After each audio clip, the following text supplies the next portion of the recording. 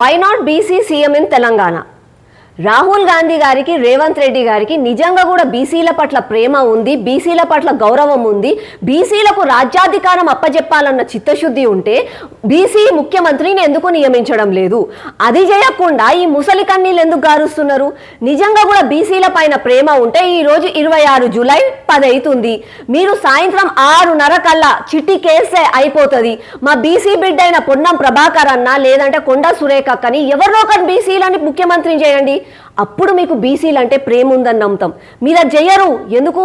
మీకు కావాల్సింది యాక్టింగ్, బీసీల ఓట్లు కావాలి, మీకు కావాలని చెప్పి టైంపాస్ చేస్తారు. 42% రిజర్వేషన్ అని చెప్పి, మాకు చట్టం అని చెప్పి, ఆర్డినెన్స్ అని చెప్పి టైంపాస్ చేస్తారు. అంటే ఎందుకు? మీ ఇద్దరు కావాలనుకుంటే ఒక చిటి కేస్తే సాయంత్రం 6:30 కల్లా మా పొన్నం ప్రభాకర్ అన్న గౌడు బిడ్డ, మా బీసీ బిడ్డ ముఖ్యమంత్రిని చేయండి. అప్పుడు మీకు బీసీలు అంటే ప్రేమ ఉందని నమ్ముతాము. కానీ చేయరు. ఎందుకు?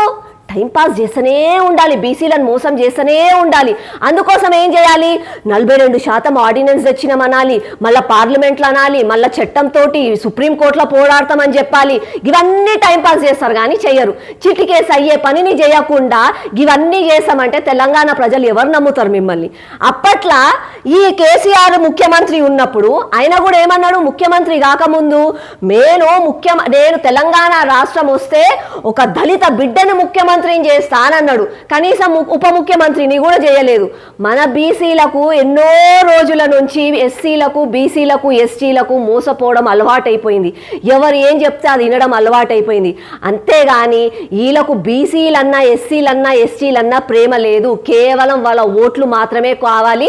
వాళ్ళ రాజకీయ లబ్ధి కోసం మనను మోసం చేయాలి.